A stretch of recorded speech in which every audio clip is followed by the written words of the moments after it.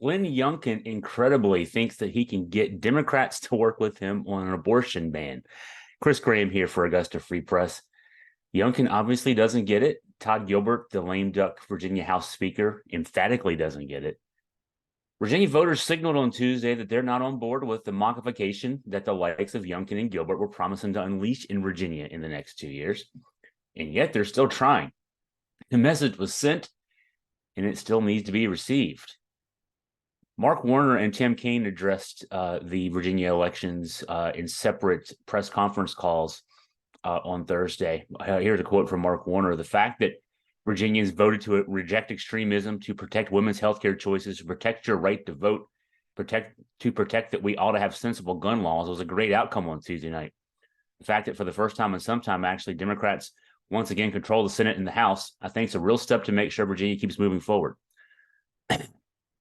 Yeah, Virginia was under brief House and Senate control by Democrats for the last 2 years of the Ralph Northam administration. 15 of the previous 20 years, though, Republicans had control of both the House and Senate. And that was even with a run of Virginia Democratic governors, Mark Warner, Tim Kaine, Terry McAuliffe, Ralph Northam. And so, yeah, what happened on Tuesday was a stunning rebuke of Glenn Youngkin and his direction he was taking Virginia in. Warner, a former Virginia governor, was among those who played a big role in helping tip the scales for Democrats. This, 2 years ago, just that Glenn Youngkin led a Republican sweep of the 3 statewide offices and returned control of the House of Delegates to the Republicans. Youngkin, now midway through his lone 4-year term, emphasis in Virginia, the Constitution does not allow a governor to run for re-election. He had been doing his Trump level best to undo what his Democratic predecessors, Ralph Northam and Terry McAuliffe, had accomplished in the previous 8 years.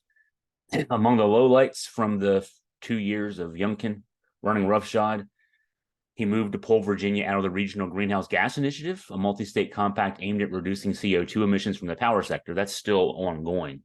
The goal from Youngkin is to get Virginia out of the RGGI by the end of the year, and it looks like it's on track to happen that way. Youngkin also took aim at diversity, equity, and inclusion efforts in state government. And he famously appointed a fast food restaurant manager to head up his newly named Diversity, Opportunity, and Inclusion Office. That's how seriously he takes these things. What turned the midterm state elections, though, wasn't any of those ridiculous moves. It was actually just the push from Youngkin and Republican lawmakers on abortion. Youngkin made it clear during the campaign that he would sign any legislation limiting abortion rights that would make its way to his desk, even as he claimed to support only a slight rollback with a ban on abortions at the 15-week mark. State law currently allows abortions up to the 26-week mark. Voters saw through the doublespeak. Love this quote from Susan Swecker. So Youngkin on Wednesday, day after the election, held a press conference on the steps of the state capitol to try to make the case that he was going to work with Democrats to get things done. Susan Swecker, chair of the Democratic Party of Virginia, said, quote, 2 years ago, a slim majority went on a Tinder date with Glenn Youngkin, and now they are sorry they swiped right. That's the kind of thing you say. Youngkin incredibly still seems to think he can swing a deal with Democrats to enact those abortion restrictions that he just was told by the voters he wasn't going to be able to do. Quoting Youngkin from that state capitol talk with reporters, he said, abortion is potentially one of the most difficult topics in Virginia and across the nation. And my hope is and continues to be that we can find a way to come together as Virginians and lead. There you go. Todd Gilbert, the soon to be deposed House Speaker, went full nuclear meltdown in his statement on the elections. Here's quote.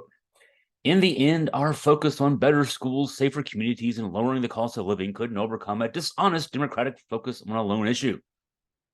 Who's being dishonest when they say 15 weeks and really mean total ban?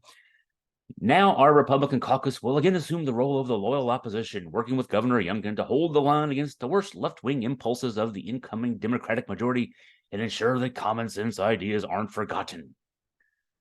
Guys like Gilbert don't get it, that the reason they're out of power now is the voters decided to hold the line against the worst right-wing impulses of MAGA Republicans like him. Here's Tim Kaine on the elections. The Virginia voters, they watched Republicans throw overboard a speaker with no plan B, and then essentially have to shut down Congress, the House of Representatives, for 3 weeks as they reorganized.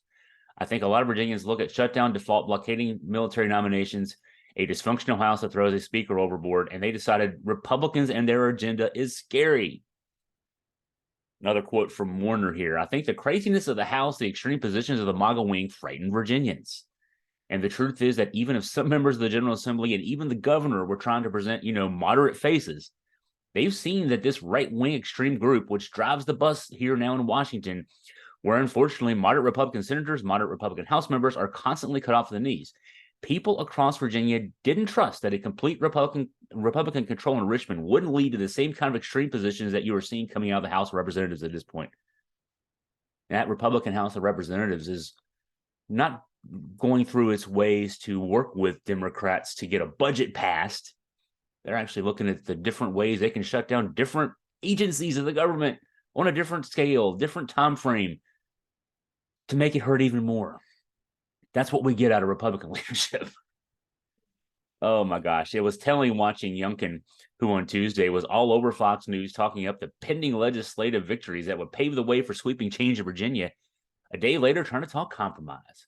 We are a state that is very comfortable working together, working across party lines to get things done. I look forward to working with the House and Senate going forward. It's just a moderate face.